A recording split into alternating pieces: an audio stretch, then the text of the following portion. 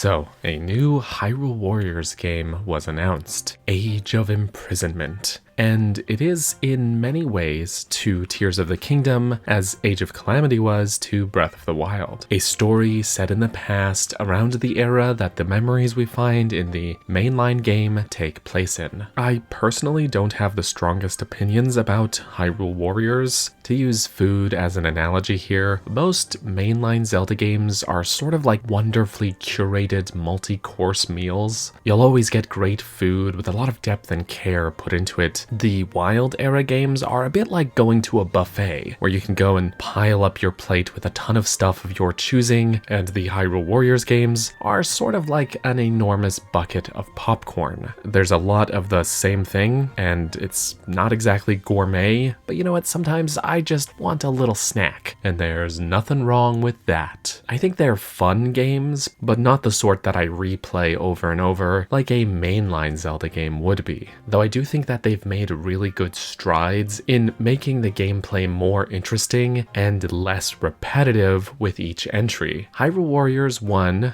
and its definitive edition was a fine time sink, but never one I felt compelled to complete. But I did go for a 100% run of Age of Calamity back when it released, and I'll probably do the same here for Age of Imprisonment. All that said, the trailers looked really great. But of course, that's what trailers are for, right? I'm not doing a big trailer analysis. You can find some good breakdowns on other channels. Instead, I thought I would share a few hopes that I have for Age of Imprisonment now that I've had some time to digest the trailer and some of the other press info.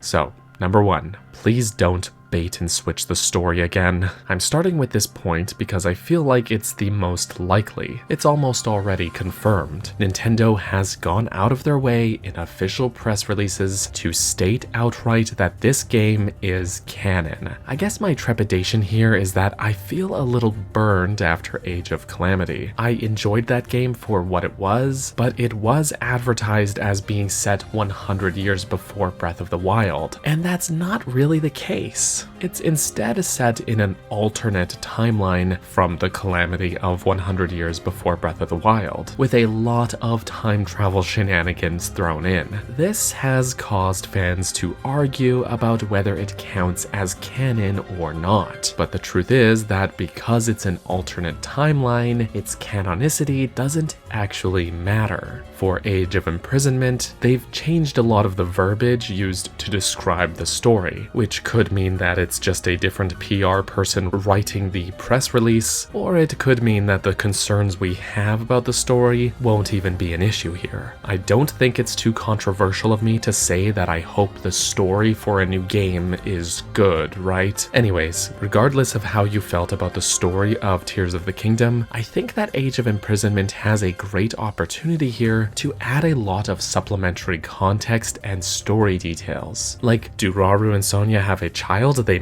must, right, for their bloodline to continue? You know, stuff like that, which never got addressed in Tears of the Kingdom. Which leads me into number 2. These characters. Remember the ancient sages in Tears of the Kingdom? We never even learned their names, but they are prominently shown in the trailer during this shot, standing alongside Rauru, Zelda, and Minoru. It would be great to learn more about these characters, and I'd be surprised if they weren't playable. Let's flesh these 4 out some more, especially this Gerudo sage, who allies herself with Rauru, despite Ganondorf being the reigning Gerudo king. Speaking of which, number 3, the Gerudo. I of course want to learn more about all of the denizens of Hyrule during this era, but I think the Gerudo could be the most interesting. With Ganondorf on the throne and the ancient Gerudo sage aligned with Hyrule's monarchy, there's some civil war type potential going on here with different Gerudo factions. Or maybe it turns out that Ganondorf just outright turns his back on his own people once he has a monster army at his disposal. Keep in mind that during this Tears of the Kingdom memory, the Gerudo sage says this.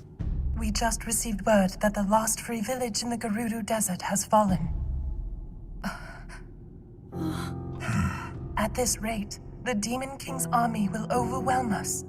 The Gerudo are likely to be at the center of the destruction that's going on in Hyrule, and I think there's a lot of tragic potential there for the story to explore. Number 4, I'd like a free roaming mode of some sort. Maybe this is an odd thought, but I'd love to be able to just explore some of ancient Hyrule freely. I know it wouldn't be to the extent of Tears of the Kingdom itself, but after Mario Kart World just showed off its free roaming mode, and then the Age of Imprisonment trailer showed this one shot of Zelda walking with Rauru and Sonia, it makes me hopeful that we'll be able to poke around Hyrule a bit. The kingdom is presumably very different considering the time gap here and this map found in the back room of the Forgotten Temple, but the memories of Tears of the Kingdom only showed glimpses of this in the background, like the Temple of Time and Hyrule Castle of its era being on the Great Plateau, or the dueling peaks just being a single peak.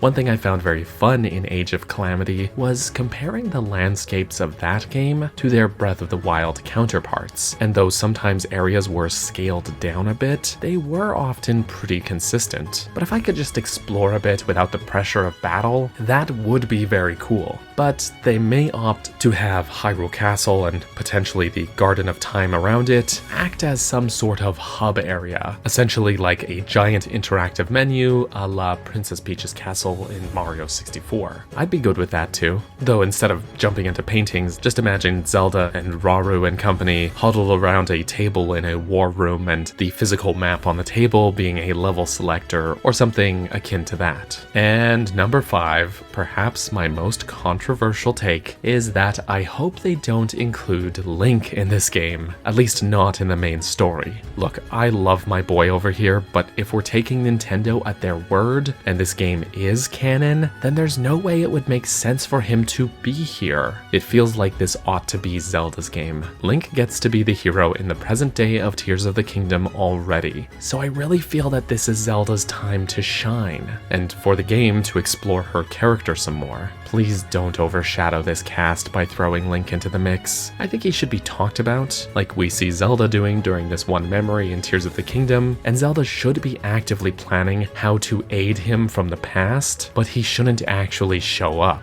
So there's a few hopes that I have for Age of Imprisonment. Let me know what yours are down below, and thank you so much for watching. The game comes out this winter, so I'm sure we'll learn more between now and release, but for now, with what we have available, that's about all I have to talk about without it being forced. So we'll leave it at that. Again, thank you so much for watching, and a big thanks goes out to my patrons and channel members, the names of which are on screen right now. Stay awesome, and I hope you have a lovely rest of your day.